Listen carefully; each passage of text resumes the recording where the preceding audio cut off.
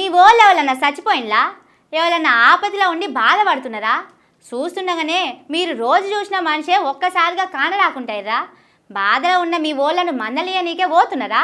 అయితే జర భద్రం, మిమ్మలను ఆళ్ళదాకా పోనీకపోవచ్చు, ఊరి బయటనే ఆపుతారు కావచ్చు, ఊరు చుట్టూ మనుషుల కావలు పెట్టిరు కావచ్చు.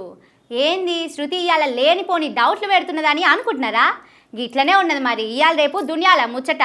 ఇగో ఈ వార్త చూడుర్రి, నేనేం చెప్తున్నానో మీకే అర్థమవుతుంది.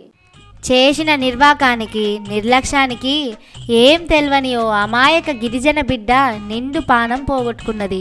ఆ బిడ్డను ఆఖరి సూపు చూసొద్దామని, ఆడ ఏమైందో జనాలకు చూపిద్దామని పోయినోళ్లను సుత పోనీయకుండా ఊరు చుట్టూ పోలీసోళ్లను కావలు పెట్టిర్రు. హాస్టళ్లలో పెట్టిన తిండి తిని ఒక దిక్కు రాష్ట్రమంతటా పిల్లలు వాంతులు విరేచనాలు చేసుకొని దావకాన్ల పాలై పానాల మీదకొస్తుంటే సర్కారోళ్ళుగా ముచ్చట మీద ఒక్కసారి సుతం స్పందిస్తలేరు.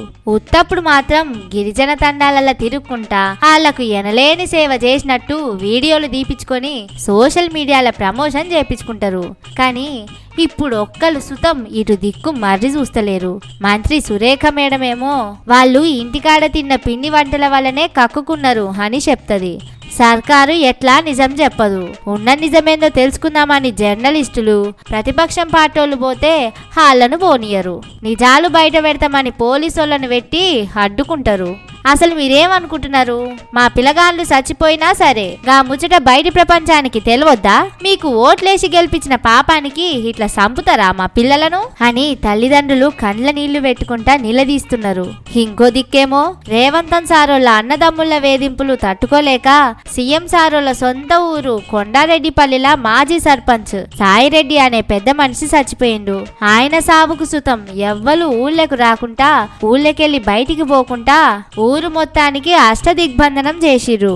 మీడియోళ్లను వేరే పార్టీలను రానియలేదంటే ఏమన్నా అనుకోవచ్చు. చాలా మంది చుట్టాలను సుతం బయటనే ఆపేసిరట.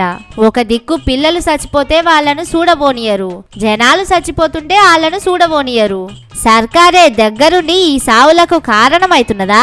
ఇవాళ ఫుడ్ పాయిజన్ అయ్యి ఒక బిడ్డ చచ్చిపోయి ఇంకా ఆఖరి కార్యం సుతం అయిపోలేదు. కరీంనగర్లా 400 మంది హాస్టల్ పిల్లలు మాకు పురుగుల బువ్వ వద్దు అని రోడ్డెక్కి నిరసన చేసిర్రు. కలెక్టర్ ఆఫీస్ కి పోయి చెప్పుకుందామంటే అధికారులు ఎవ్వరూ స్పందిస్తలేరట. అసలు ఏమనుకుంటున్నారు మీరు? సర్కారు హాస్టళ్లను లేపేద్దామనుకుంటున్నారా? అందులో చదివే పిల్లలను లేకుండా చేద్దామనుకుంటున్నారా?